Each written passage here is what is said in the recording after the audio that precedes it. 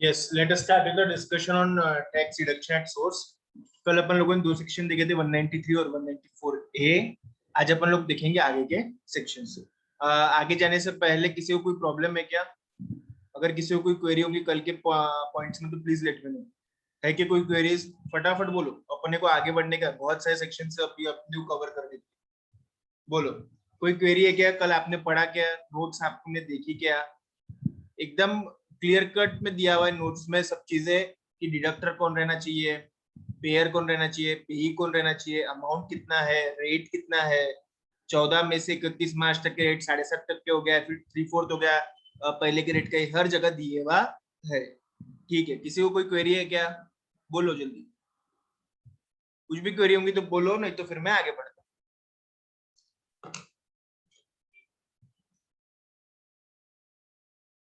अरे बोलो, कोई क्वेरी नहीं होंगी तो वैसा बताओ। अंजलि? No sir. ओके ठीक है, चलो। यस, आगे का सेक्शन सेक्शन 194। ये इंपॉर्टेंट सेक्शन है आप लोगों के लिए एग्जाम में। ऐसा समझ लो कि ये आने ही वाला है। ये आने वाला इसलिए है क्योंकि ये सेक्शन की एप्लीकेबिलिटी पहली बार आप लोगों के इसमें ही आ रही है। इसके पहले डिविडेंड के ऊपर कभी टैक्स रहता नहीं था। डिविडेंड के ऊपर जो टैक्स रहता था पहले उसको बोलते थे डिविडेंड डिस्ट्रीब्यूशन टैक्स, जो कि जो डिविडेंड दे रही है कंपनी उसको खुद को ही भर देना पड़ता था सेंट्रल गवर्नमेंट को। मतलब पहले डिविडेंड के ऊपर टैक्स कौन देता था? जो कंपनी डिविडेंड दे रही उसको टैक्स देना पड़ता था आपके बिहाफ के ऊपर। समझ में आ रहा क्या? मतलब वो एक होलसम रेट रहता था, वो डिविडेंड जितना बांट रही उसके ऊपर वो डिविडेंड डिस्ट्रीब्यूशन टैक्स दे देती थी कंपनी सेंट्रल गवर्नमेंट को। अब कैसा हो गया? कंपनियों पे का बर्डन निकाल देना। देखो, कंपनी है एक साइड पे, एक साइड पे कंपनी है देने वाली डिविडेंड, और एक साइड पे रिसीवर मतलब शेयर होल्डर्स, शेयर होल्डर को शेयर के ऊपर डिविडेंड मिलता। ये सब लोगों को मालूम है। पहले जो शेयर होल्डर के हाथ में डिविडेंड, जैसे कंपनी ने अगर 10 रुपए का डिविडेंड डिक्लेयर करा तो उसमें से शेयर डिविडेंड डिस्ट्रीब्यूशन टैक्स रहता था जैसे 30%, मतलब 3 रुपए शेयर होल्डर के हाथ में आते थे 7 रुपए। समझा कि पहले कैसा होता था कि dividend distribution tax company deduct करके भर दी, कंपनी आपके डिविडेंड में से काट के भर देती थी। पूरे के पूरे डिविडेंड में से एक निश्चित अमाउंट कंपनी क्या करती थी? कंपनी डिविडेंड डिस्ट्रीब्यूशन टैक्स करके भर देती थी। अब dividend distribution tax has now been abolished. अब टैक्स जो है वो आपको आपका ही भरना पड़ेगा। लेकिन इसके अंदर कैसा पॉइंट आ गया कि कंपनी को अब टीडीएस डिडक्ट करके आप लोगों को डिविडेंड देना पड़ेगा। पहले क्या होता था? डिविडेंड डिस्ट्रीब्यूशन टैक्स रहता था। अब क्या होता है? टीडीएस होता है। फर्स्ट टाइम ये सेक्शन का इंट्रोडक्शन हुआ है और फर्स्ट टाइम आप लोगों के ही सिलेबस में ये आ रहा। ठीक है, पहले डिविडेंड डिस्ट्रीब्यूशन टैक्स, जैसे कंपनी को 1 करोड़ रुपए का डिविडेंड देने का है सभी शेयर होल्डर को मिला के, तो कंपनी 30 लाख रुपए डिविडेंड डिस्ट्रीब्यूशन टैक्स के नाम पे जमा कर दी। अब कंपनी हर शेयर होल्डर को जो पैसा दे रही हो विदाउट डिविडेंड डिस्ट्रीब्यूशन टैक्स है, लेकिन अगर टीडीएस की एप्लीकेबिलिटी होंगी तो कंपनी को टीडीएस डिडक्ट करके आपको डिविडेंड देना पड़ेगा। समझ में आ रहा क्या? पहले ग्रॉस बेसिस के ऊपर कंपनी पूरे डिविडेंड का मिला के डीडी भर देती थी। अब ऐसा ग्रॉस बेसिस के ऊपर नहीं है, shareholder to shareholder compare करना पड़ेगा। जिसका टीडीएस काटना है उसका टीडीएस काट के कंपनी को, गवर्नमेंट को shareholder to shareholder भरना पड़ेगा। पहले ग्रॉस बेसिस पे कितना डिविडेंड इतना डीडीटी भर दो। अब नहीं, एक एक शेयर होल्डर देखना पड़ेगा, एक एक का डिविडेंड देखना पड़ेगा। अगर उस स्पेसिफाइड लिमिट के ऊपर है तो एक कंपनी को एक एक शेयर होल्डर का उसके पैन के टीडीएस भरना पड़ेगा। इन शॉर्ट कैसा हो गया मालूम है क्या? कि पहले डिविडेंड जो था वो कंपनी को ही टैक्सेबल था। पहले जो डिविडेंड था it was taxable for the company only. समझ में आ रहा है? जो भी डिविडेंड दे रहे वो उनके हाथ में टैक्सेबल था और उनको उसके ऊपर टैक्स भरना पड़ता था। अब जो डिविडेंड है वो शेयरहोल्डर्स के हैंड में टैक्सेबल है। पहले कैसा होता था मालूम है क्या? क्योंकि कंपनी के लिए डिविडेंड टैक्सेबल था तो शेयरहोल्डर के लिए एग्जम था। लेकिन अब कंपनी के लिए टैक्सेबल नहीं है। अब क्या होगा? कंपनी को डीडीटी भरना नहीं है तो कंपनी के हैंड्स में टैक्सेबल नहीं है। अब वो शेयर होल्डर के हैंड्स में टैक्सेबल रहने वाला है। इसके लिए टैक्सेबल इनकम अगर आप किसी को दे रहे उसको टीडीएस डिडक्ट करके देना पड़ेगा। ठीक है, applicability. The principal officer of the domestic company is required to deduct tax. पहली बात, डोमेस्टिक कंपनी, फॉरेन कंपनी कोई प्रोविजन एप्लीकेबल नहीं है। Is required to deduct tax on dividend distributed or paid by it to its resident shareholder. मतलब domestic company होना चाहिए pair, share holder को होना चाहिए resident share holder. Rate of deduction 10% है, लेकिन आपको मालूम है 14 में से 31 मार्च तक की वो हो जाएगा रेट 7.5%। ठीक, okay. Time of tax deduction at source, कब?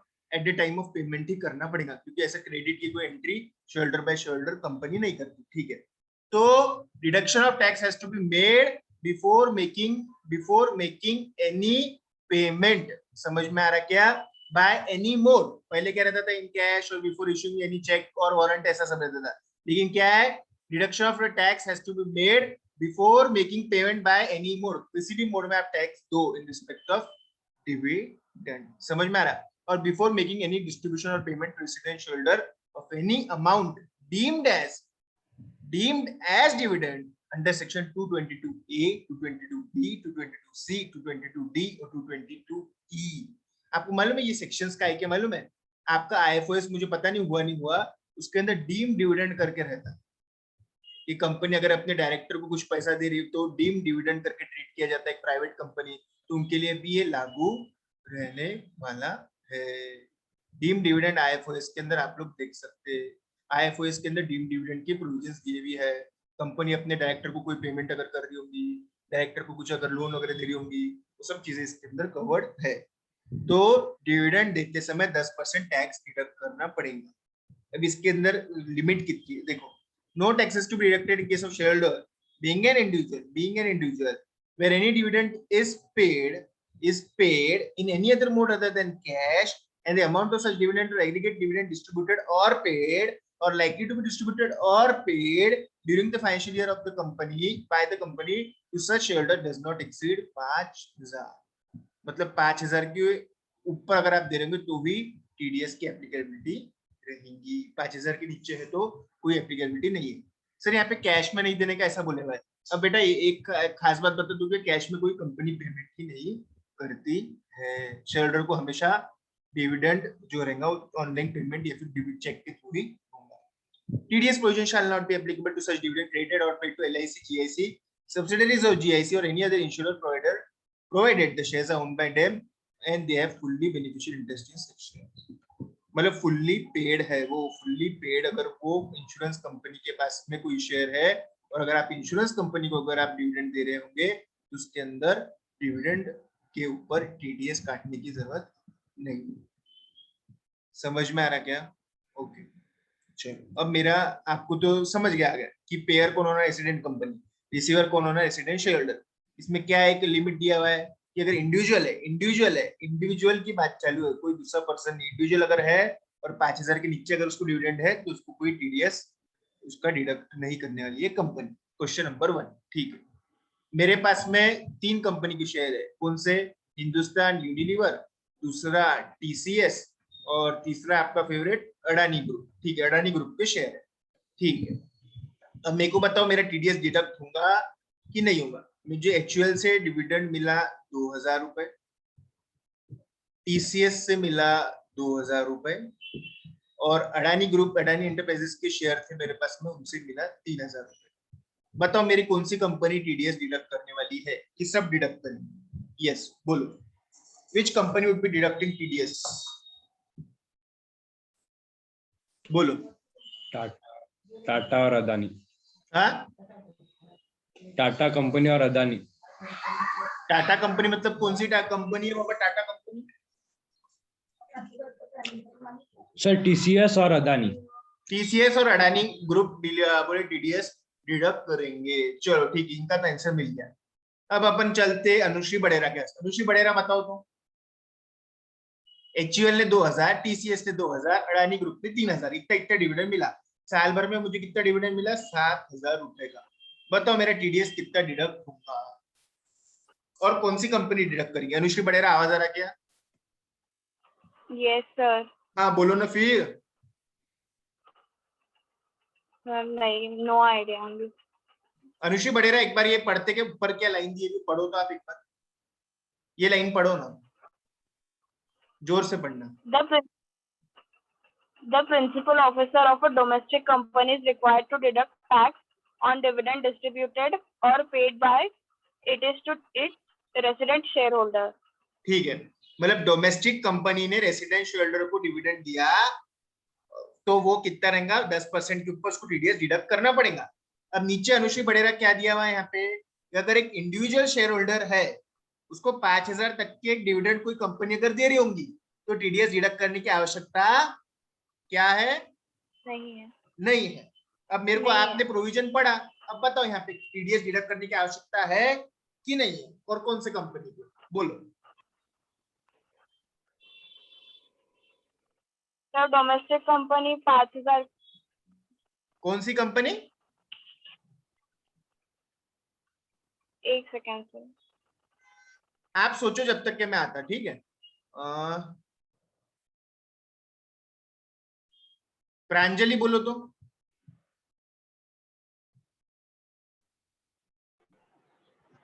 Yes sir. टीडीएस डिडक्ट होगा कि नहीं होगा? सर अपन अगर एग्रीगेट में लेंगे तो 7,000 हो रहा, मतलब 5,000 से ऊपर हो रहा ना। बेटा ऐसा कहीं बोला है कि सब कंपनी के एग्रीगेट करने का डिविडेंड?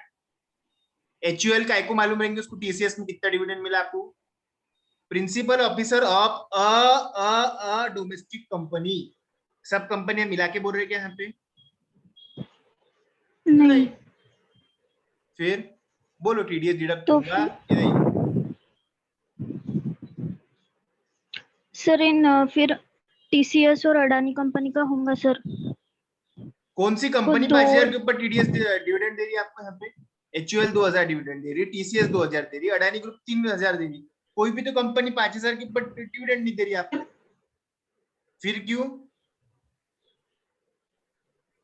हाँ, मैं एक इंडिविजुअल हूँ, ठीक है, इंडिविजुअल को एक डिविडेंड मिल रहा, एक कंपनी से 2,000, दूसरी कंपनी से 3,000, दूसरी कंपनी से और 2,000, टीडीएस की एप्लीकेबिलिटी क्यों? बोलो, आप भी तो बोल रहे थे। हाँ साक्षी सिसोदिया बोलो तो। सर टीडीएस कट नहीं होगा क्योंकि अमाउंट 5,000 से नीचे है। Very good, great. सोमेश बोलो तो। सोमेश। Yes sir. टीडीएस होगा कि डिडक्ट कि नहीं होगा? सर होगा डिडक्ट। क्यों क्यों? सब वो एग्रीगेट डिविडेंड नॉन, फिर अगर टोटल एग्रीगेट डिविडेंड 7,000 है। अरे बाबा कहाँ दिया हुआ है ऐसा 5,000 एग्रीगेट के करने नीचे का है? आपको ऐसा दिया कहाँ है कि एग्रीगेट करने का है? ये बोलो ना आप मेरे को। कई बोल रहे कि ऐसा सब डिविडेंड को जोड़ो करके, कहीं भी नहीं बोल रहे ऐसा। फिर आप जोड़ क्यों रहे सारे के सारे डिविडेंड्स को, ये बोलो मेरे को सिर्फ। कहीं ऐसा बोले हुआ है क्या सब डिविडेंड्स को एक कर लो करके? अरे एचयूएल को क्या मालूम रहेगा टीसीएस से कितना डिविडेंड आ रहा? तो ये बोलो ना, आपको मालूम है क्या कौन सी कंपनी कितना डिविडेंड दे रही? नहीं। तो आप ऐसा क्यों कर रहे हैं कि यार ये सब क्लबिंग का आपको बोला किसने? कहीं बोला हुआ है क्या? आपको लगता है कि एचयूएल को मालूम रहेगा आपके टीसीएस में शेयर है करके? एचयूएल के टीसीएस को पूछेगा कि आप कितना डिविडेंड दे रहे हैं, मैं टीडीएस काटू कि नहीं काटू? दूसरे कंपनी को पहले कंपनी से कोई लेना देना नहीं है। एक कंपनी, एक कंपनी का मतलब क्या हो गया? कोई भी एक कंपनी अगर आपको 5,000 के ऊपर अगर डिविडेंड दे रही, अगर आप इंडिविजुअल है तो 10% टीडीएस कटेगा। एग्रीगेट करने का कहाँ बोला है? आप क्यों एग्रीगेट कर रहे हैं? और कोई कंपनी क्यों बताएंगे अपने शेयर होल्डर को इंफॉर्मेशन दूसरे को? ये बोलो आपने। एग्रीगेट काय के लिए कर रहे हैं आप लोग? एग्रीगेट क्यों कर रहे? कहीं बोला ही नहीं एग्रीगेट करने का, कुछ तो कॉमन सेंस लगाओ। कहीं बोला है कि एग्रीगेट करो सब डिविडेंड? नहीं। एक कंपनी एक शेयर होल्डर को 5,000 के ऊपर डिविडेंड देंगी तो टीडीएस कटेगा, नहीं तो नहीं। दूसरे कंपनी का मेरे को मालूम नहीं। समझे क्या सोमेश? Yes sir. चलो अब क्वेश्चन चेंज।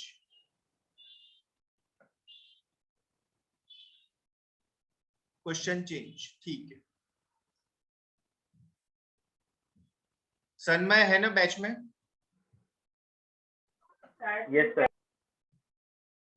सन्मय, एचयूएल ने 10,000 का डिविडेंड दिया मेरे को, टीसीएस ने 4,900 का डिविडेंड दिया, और अडानी ग्रुप की कंपनी जो थी उसने मुझे 12,000 का डिविडेंड दिया, ठीक है। बताओ कौन सी कंपनी टीडीएस डिडक्ट करेगी? सर अडानी डिडक्ट करेंगे सर टीडीएस। वेरी गुड, इतने जल्दी कैसे बोल दिया आपने? सर अडानी टीडीएस डिडक्ट करेंगे। Very good. TCS? No sir, ठीक है। और एचयूएल? नो नो, क्यों? सर, डोमेस्टिक कंपनी नहीं है ना सर। ओ बाबा, हे भगवान। सर अरे नाम, अरे आप हिंदुस्तान यूनिलीवर कौन सी के विदेशी कंपनी है क्या? किसने बोला आपको? अरे बाप रे फॉरेन बाप, अरे बाबा नाम में हिंदुस्तान है ना, ये तो अलग ही है बाबा।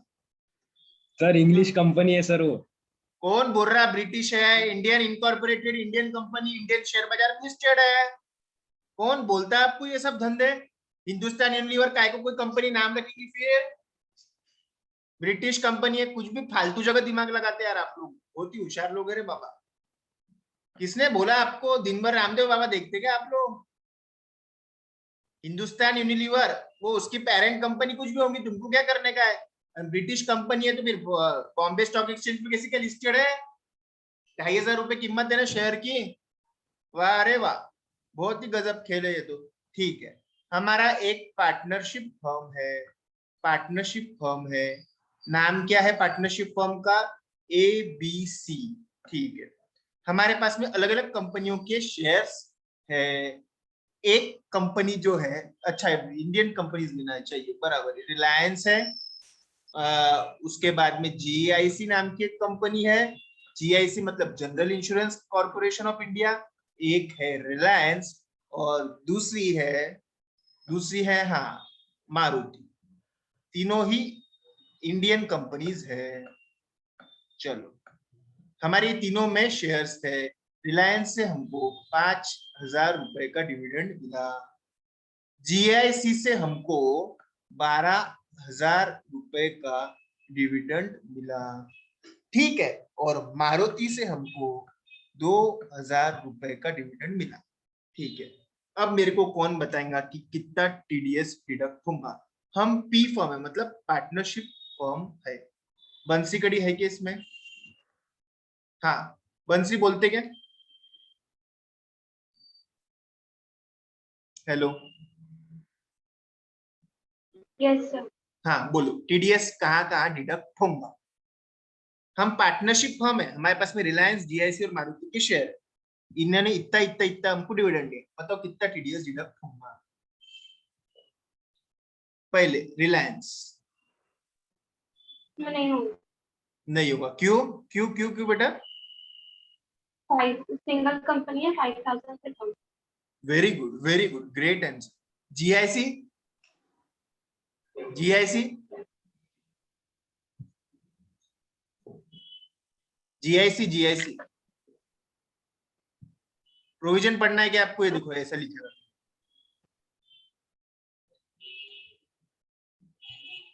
TDS provision will not apply to such dividend created or paid to LIC GIC। हाँ, रिसीव फ्रॉम LIC GIC नहीं है। हाँ बोलो बंसी कड़ी, जल्दी जल्दी बोलो यार। GIC में डिविडेंड मिला 12,000, डिविडेंड या TDS डिडक्ट होगा क्या? Yes sir. ओके चलो, मारुति से 2,000 मिला, बताओ TDS डिडक्ट होगा क्या? नहीं नहीं क्यों क्यों क्यों? सर, 5,000 से कम। Very good, great answer. किसी का इसके अलावा कोई आंसर है क्या? किसी का इसके अलावा कोई आंसर है क्या? बोलो तो, कौन बोलेगा? तेजस गांधी बोलेगा। हाँ तेजू बोलो, तेजस गांधी बोलो। नहीं सर, सेम है। सेम आंसर है, वेरी गुड। हाँ। साक्षी सिसोदिया, सेम आंसर है आपका भी। सर इंडिविजुअल की डेफिनेशन में पार्टनरशिप फर्म नहीं आएगा ना? Very good, great. सुनो सभी भाई लोग और बहन लोग, अरे बाबा यहाँ पे no tax is to be deducted in case of shareholder being a individual. जब भी मैंने इसको मार्क कराया था, बीइंग एन इंडिविजुअल। बंसी कड़ी, पार्टनरशिप फॉर्म इंडिविजुअल में आता क्या? तेजस गांधी, इंडिविजुअल में आता क्या? बोलो। No sir. नो सर, तो फिर यहाँ पे बताओ TDS कहाँ कहाँ डिडक्ट होगा? In all cases TDS would be deducted. Partnership firm को कोई लिमिट नहीं है, समझे क्या? बोलो, इसको कोई डाउट? सर वो जीआईसी का एक बार बताओ, अगर इंडिविजुअल ने दिया हाँ। 12,000। क्या क्या सर सर इंडिविजुअल को 12,000 इंटरेस्ट मिल रहा, तो जीआईसी का बता, जीआईसी में इन्वेस्ट जीआईसी को मिला कि डिविडेंड आया, जीआईसी ने दिया? जीआईसी ने दिया इंडिविजुअल को। जीआईसी ने दिया इंडिविजुअल को। पार्टनरशिप फर्म के बगैर अगर बदले अगर यहाँ इंडिविजुअल रहता था तो answer would not have been change, TDS तो भी डिडक्ट होता ही था। उसमें क्या है? तो जीआईसी डिविडेंड दे रही है। अलग कब होता था? जब जीआईसी एलआईसी डिविडेंड ले रही है तो अलग होता था, अभी तो दे रही ना। समझे क्या? अरे हाँ तो बोलो। Yes sir, yes sir. हाँ चलो, और किसको कोई डाउट? सर रेसिडेंट की डेफिनेशन में ऑर्डिनरीली रेसिडेंट पीपल्स भी आएंगे? बेटा सुनो। देखो कहाँ था यहाँ पे, the principal officer of a domestic company. पहली बात, डोमेस्टिक कंपनी मतलब क्या? ऐसी कंपनीज जो कि Indian companies act companies act 2013 के हिसाब से इंडिया में रजिस्टर्ड है। पहली बात, डोमेस्टिक कंपनी आप लोग समझ गए, जो भारत में एज अ कंपनी रजिस्टर्ड है। समझ में आ रहा क्या? वो भले वो विदेशी कंपनी होंगी लेकिन वो भारत में आके भारतीय कंपनी बना के भारत में बिजनेस कर रही होंगी तो भारतीय कंपनी हो जाती। अगर वो भारतीय लॉ के हिसाब से, इंडियन कंपनीज एक्ट के हिसाब से रजिस्टर्ड है तो is required to deduct tax on dividend distributed or paid by it to its resident shareholder। देखो एक बात बताओ, रेसिडेंट कब होते हैं? आप कितने दिन रहने के बाद में इंडिया में आप रेसिडेंट एंड ऑर्डिनरी रेसिडेंट हो जाते? बताओ तो, कौन बोलेगा?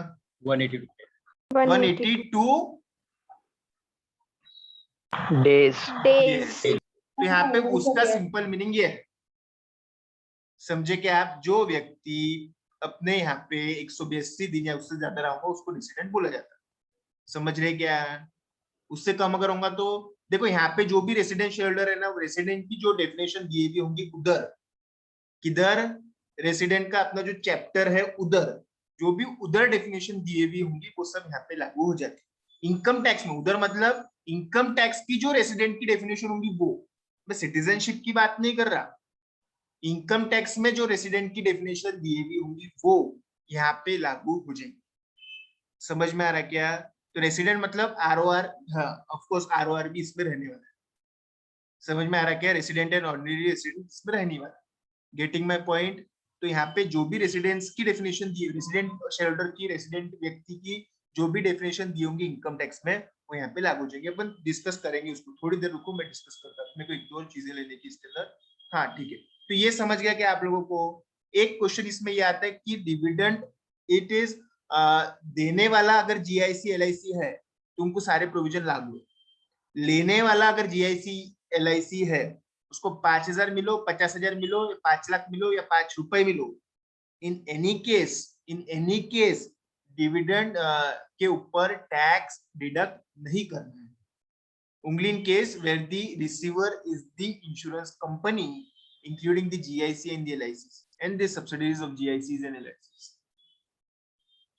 ठीक है, चलो रेसिडेंट के बारे में डिस्कस करते हैं, थोड़ी देर रुको सिर्फ।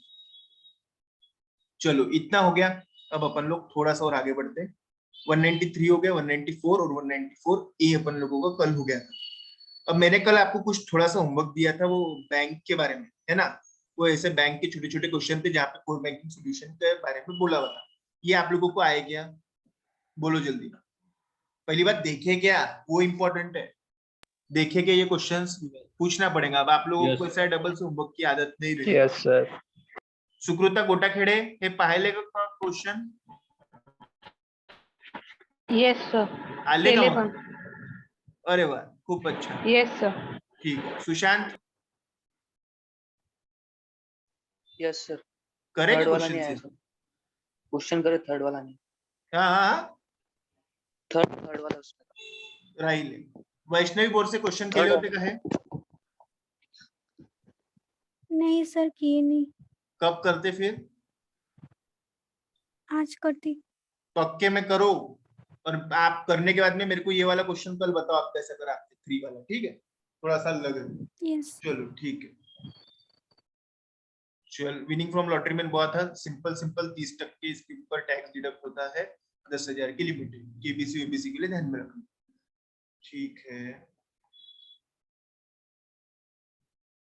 194 कॉन्ट्रैक्टर। देखो ये यहाँ पे जो सी है, this C stands for the contract. ये सेक्शन डेडिकेटेड है टू कॉन्ट्रैक्टर।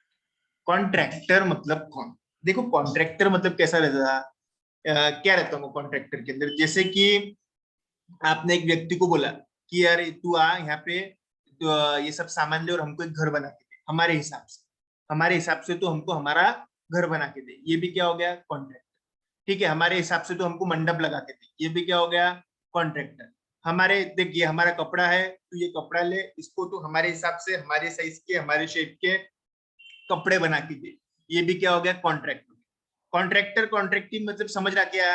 आप किसी को, उसको, किसी दूसरे व्यक्ति को अपने हिसाब से उससे काम करवा के ले रहे हैं। समझ में आ रहा है कि कॉन्ट्रैक्टर कॉन्ट्रैक्टिव क्या रिलेशनशिप रहता कि आप किसी को कुछ तो भी काम सौंप रहे और उसको अपने हिसाब से काम करवा के ले रहे, है ना? जैसे आपने किसी को एक कपड़ा दिया, बोले कपड़े का हमको हमारे इस शेप का शर्ट बना के दो, हमारा साइज लो, हमारा शेप लो, और हम जैसा जैसा बोलते वैसा वैसा करते जाओ, हम जैसा जैसा बोलते वैसा वैसा आप करते जाओ। यही तो कॉन्ट्रैक्टर का काम रहता। कि आपने जैसे सामने को बोला ये सब सामान है, देखो ये रेती है, ये गिट्टी है, ये मुरुम है, ये ईंट है, ये सीमेंट है, ये लोहा है, ये सरिया है, ये सब चीजें है, बोलो ये सब सामान वापरो हमारे जगह पे, हमारे हिसाब से, हमारे डिजाइन के हिसाब से, हम जैसा बोलते वैसा करके हमको एक घर खड़ा करके दो। कॉन्ट्रैक्टर आ गया। ये बोले सब सामान है, बोले इसका एक मंडप बांध के दो। समझ में आ रहा है? ये कपड़ा है, इसका शर्ट सिला के दो। ये चप्पल टूट गई, चप्पल बना के दो। इसका एक हार बना के दो। जैसे सिंपल बताता मैं कॉन्ट्रैक्टर का कहाँ संबंध आता है। आपके इसमें गोल्ड का एक बार पड़ेगा, ठीक है, गोल्ड का एक बार है, आप एक ऑर्नामेंट वाले क्या गए, बोले गोल्ड लो, बोले 10 ग्राम का है, इसको है ना, बोले हम मोबाइल में बताते वैसे वैसे डिजाइन का एक ऑर्नामेंट बना के दो, ये हार बना के दो, बोले हमको ऐसा ऐसे डिजाइन का ऐसी ऐसी शेप का होना। वो व्यक्ति क्या करेगा, आपका गोल्ड लेगा, आपके हिसाब से डिजाइन का आपके क्या बना के देंगे, एक हार बना के दे देंगे आपको। अब ये क्या हो गया? कॉन्ट्रैक्टर। समझ में आ रहा है ना? आपके सामान के ऊपर आपके हिसाब से, आपके डिजाइन के, आपके शेप का, आपके मन मुताबिक काम करके दे रहा है, कॉन्ट्रैक्टर बोला जाता है। समझ में आ रहा है क्या? कॉन्ट्रैक्टर मतलब कौन व्यक्ति जो आपके हिसाब से काम करके दे रहा है। समझ में आ रहा है क्या? आपको कौन ध्यान में आता बताओ तो, कॉन्ट्रॅक्टर बोलते से आपके ध्यान में कोण आता? शेअरी बोल बरं, कॉन्ट्रॅक्टर म्हणजे तुझ्या कोण एक्झाम्पल देणार तू? कॉन्ट्रॅक्टर म्हणजे कोण तुझ्या हिशोबाने? बिल्डिंग कॉन्ट्रैक्टर आता है। Building contractor. अपने दिमाग में कॉन्ट्रैक्टर बोलते से क्या आ जाता? अरे वो जो बिल्डिंग का ठेकेदार जिसको अपन लोग आम भाषा में बोलते हैं। ठेकेदार क्या करता? अपने हिसाब से काम, ठेकेदार खुद के हिसाब से कुछ भी बिल्डिंग बना देता कि आप जैसा बोलते वैसे बनना। बोलो जो हम जैसे बोलते वैसे बना। बराबर, अपन जैसा बोलते वैसा वो काम करके देते हैं। अपन उसको ठेका काय के देते? काम करने का, उसके हिसाब से नहीं, अपने हिसाब से, अपने जरूरतों के हिसाब से काम करके मिल रहा। समझ में आ रहा है क्या आपको कि आप आपकी जरूरत के हिसाब से काम करा के ले रहे हैं, उसके बदले उसको पैसा दे रहे हैं। इसको सिंपल टर्म्स में क्या बोलते हैं आप लोग? कॉन्ट्रैक्टर। मतलब सिंपल टर्म्स में अगर मैं बात करूं तो कॉन्ट्रैक्टर मतलब कौन? कि ऐसा व्यक्ति जो आपको आपके हिसाब से काम करके दे रहा है। Getting my point? जैसे एक और रहता है, देखो जैसे शादी के अंदर कैसा है, शादी के अंदर बहुत कॉन्ट्रैक्टर लोगों का काम करता है। जैसे बोले यहाँ पे शादी के अंदर है ना, बोले हमको ऐसा डेकोरेटिव गेट होना, बोले ठीक है, फिर गेट के बाहर बोले एक ऐसा मंडप होना, तो ये डेकोरेटिव गेट प्लस ये मंडप, तो ये मंडप वाला जो व्यक्ति है ना, वो क्या हो रहा है? ये भी कॉन्ट्रैक्टर हो गया। अपने कॉन्ट्रैक्ट दे दिया, बोले हमारे यहाँ पे कुछ सामान पड़ा है, ये सब सामान को जोड़ो और हमको एक मंडप बना के दो, और ये बना के दो, वो बना, मंडप हो गया। ठीक है, मंडप वाला भी कॉन्ट्रैक्टर था। उसके बाद में दूसरी बात बोले फिर यहाँ पे तो अब खाना रखना पड़ेगा, ये ऐसे ऐसे टेबल लगाओ, बोले यहाँ पे बोले कुर्सियां लगा देना बैठने के लिए, बोले सुबह का खाना कुर्सियों पे होना चाहिए, रात का खाना बोले बाहर का रहना चाहिए। मतलब रात का खाना बोले गार्डन में, सुबह का खाना कुर्सियों पे पहले बैठा के, ठीक है, बोले ऐसा खाना रखना, फिर उसमें ये डिशेस रखना, वो डिशेस रखना, यहाँ पानी रखना, वहां पानी रखना, इनका हाथ धुलाना, फिर उनको बैठाना, फिर गालीचा डालना, ये करना, वो करना, चांदी की थाली में देना, सोने की चम्मच से खिलाना, ये सब बोल दिया। ये भी कैटरिंग भी क्या हो गया? कॉन्ट्रैक्टर। समझ में आ रहा क्या? कैटरिंग वाला भी कौन हो गया? कॉन्ट्रैक्टर। मंडप वाला भी कौन हो गया? कॉन्ट्रैक्टर। बिल्डर वाला भी कौन है आपके हिसाब से? हाँ देखो यहाँ पे हिसाब से उनके हैं, तो कॉन्ट्रैक्टर यानी क्या? आपके हिसाब से आप काम बोल रहे ना। ये सब इनको राम कथा सुना नहीं रहे कि ये चम्मच और वो चांदी है ये, और मंडप का बोल नहीं रहे कि बोले ये डिजाइन, यहाँ पे झालर दिखना चाहिए, यहाँ पे लाइटिंग दिखना चाहिए, जितने दूर तक नजर जा रही वहां तक लाइटिंग दिखाओ। ये सब कॉन्ट्रैक्टर के धंधे हैं, ठीक है? ये सब बोलते हैं अपन लोग कॉन्ट्रैक्टर। अब मैं आपको एक एग्जाम्पल बताता, आप मेरे को बोलना कॉन्ट्रैक्टर है कि नहीं है। आप एक टेलर के यहाँ पे गए कपड़ा लेके, उसको बोला कि हमारे माप और हमारे साइज का शर्ट सिल के दो, ठीक है? बोलो तो इसका ये कौन है? कॉन्ट्रैक्टर है कि नहीं है? बोलो तो श्रेयरी। यस सर, कॉन्ट्रैक्टर है ना। ठीक है श्रेयरी, आपसे सेकंड क्वेश्चन। आप रेमंड के शोरूम में गए, हाँ, वहां से आपने शर्ट खरीद के लेके आ गए 4000 का, शर्ट खरीद के लेके आ गए, जो आपको पसंद आया ना वही शर्ट आपने खरीदा 4000 का। बताओ रेमंड वाला कॉन्ट्रैक्टर है क्या? नहीं सर, कॉन्ट्रैक्टर क्यों नहीं। क्यों? अभी तो आप बोले शर्ट सिला के लाए, यहाँ पे रेडीमेड लिया आपने शर्ट। सर वो ट्रेडर है, सिर्फ इधर से लेता उधर बेचता। हाँ वो ट्रेडर है वो। इसका देखो, वो उसने बनाते समय आपको पूछा था क्या कि आपकी साइज क्या है, शेप क्या है, कितना होना, कितना ऊंचा होना, कितना नीचे होना? नहीं, उसने उसके हिसाब से बनाया, आपको अच्छा लगा आप लेके चले। वो ट्रेडर है, रिटेलर है, वो बेच रहा माल है ना। आप उसके बीच में नहीं गए थे कि ऐसा बनाओ वैसा, ठीक है? वो कॉन्ट्रैक्टर नहीं है। समझ में आ रहा है क्या? ठीक है। मैं क्या हूं मालूम है क्या? मेरा सोने का दुकान है, मैं ऑर्नामेंट बेचता हूँ। क्या नाम है मेरा? KJ5 नाम की दुकान है हमारी, ठीक है? हमारे पास में हम गोल्ड लाते, बड़े बड़े ऐसे किलो किलो भर के बाहर लेके आते, फिर हम वो गोल्ड है ना सामने वाले को दे देते, जॉब वर्कर वाले को, बोले ये सब डिजाइन कैटलॉग के हिसाब से बना के दो। बताओ, कैटलॉग देते हैं, गोल्ड के बाहर देते हैं, मजूरी देते हैं। बताओ जॉब वर्कर कॉन्ट्रैक्टर है क्या? बोलो। यस यस, 100% यस, क्योंकि जॉब वर्कर आपके हिसाब से काम कर रहा है, आपने जो डिजाइन बोले वो बना के दे रहा है, उसका खुद का थोड़ी बेचारे का चलता है कुछ भी। समझ में आ रहा क्या? ये भी कॉन्ट्रैक्टर ही रहने वाले हैं। हमारे यहाँ पे क्या है, बोले बहुत बड़ा खेत है, वो खेत के अंदर हम बहुत सारी हल्दी लेते, ठीक है? और ये हल्दी हम बेचते फिर MDH मसाले वालों को, MDH मसाले वाले मुंबई, ठीक है?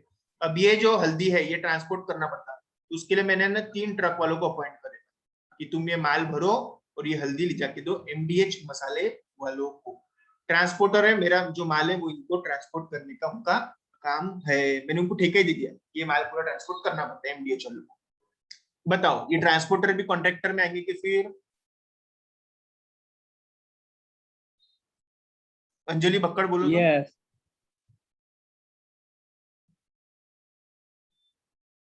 Yes sir. यस, ये ट्रांसपोर्टर्स भी कॉन्ट्रैक्टर में। हर वो चीज जो दूसरों को आप सौंप रहे काम करने के लिए, वो सब कॉन्ट्रैक्टर में आने वाले हैं।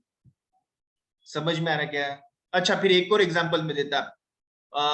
आपने सीए को बोला हमारे रिटर्न भर के दो, वो भी कॉन्ट्रैक्टर हो गया क्या? बोलो। No sir. नहीं, वो कॉन्ट्रैक्टर नहीं है। आपने डॉक्टर के यहाँ पे गए, आप बोले हमारा ऑपरेशन करके दो, बोले हमारे पैर में दुखता, उसमें से ये नस निकाल डालो, वो नस डाल डालो, ऐसा कर डालो, वैसा कर डालो, हमारे पैर का ऑपरेशन कर डालो। डॉक्टर भी कॉन्ट्रैक्टर हो गया कि फिर? नो। डॉक्टर, वकील, सीए, इंजीनियर, इसको आप सिखा तो नहीं सकते, वो तो उनकी स्किल है ना, they are the professional, they are the expert. तुम तो ले मैंने, तुम तो कुछ भी बोलेंगे।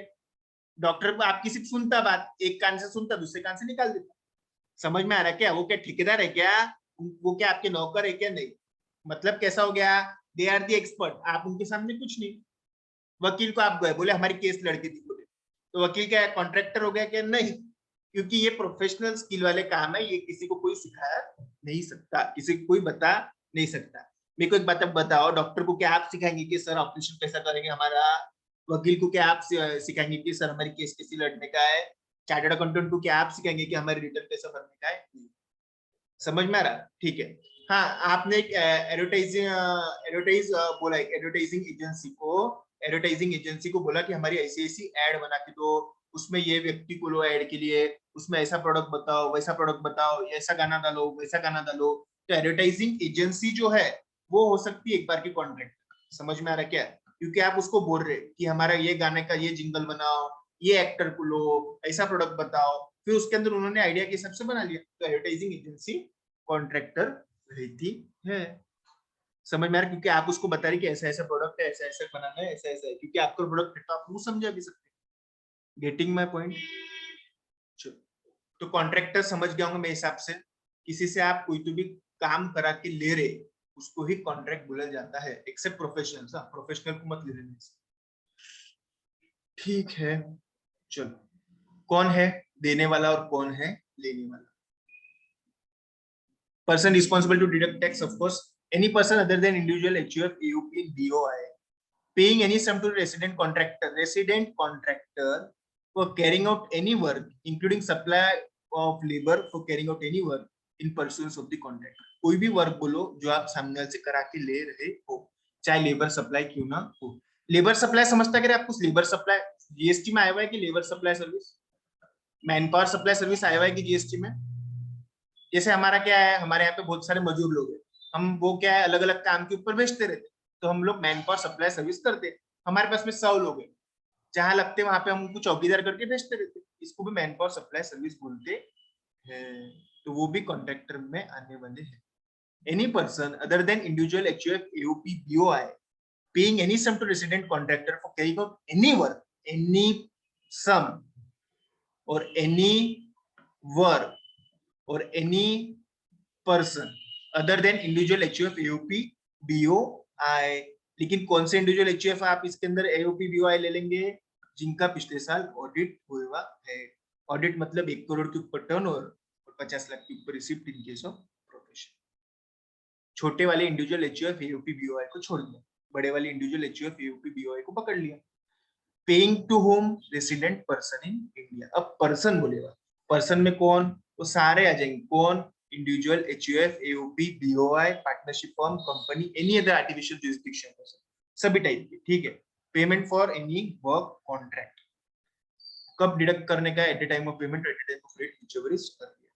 इंडिविजुअल HUF है तो 1% TDS डिडक्ट करना है, अदर देन इंडिविजुअल HUF है तो 2%।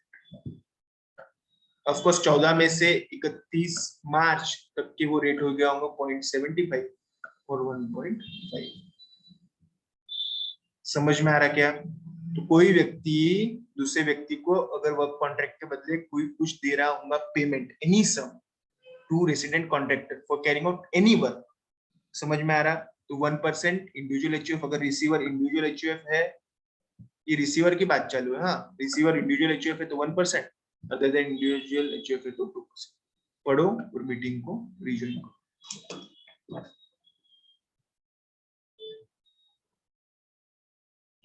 पढ़ो और मीटिंग को रीजॉइन करो।